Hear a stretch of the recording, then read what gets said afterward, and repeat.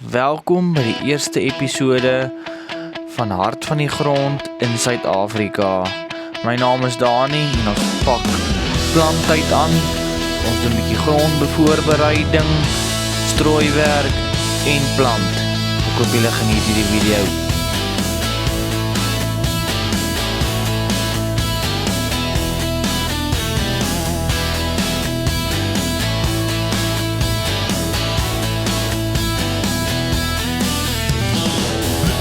Vandaag, ja, die son in my gebaar.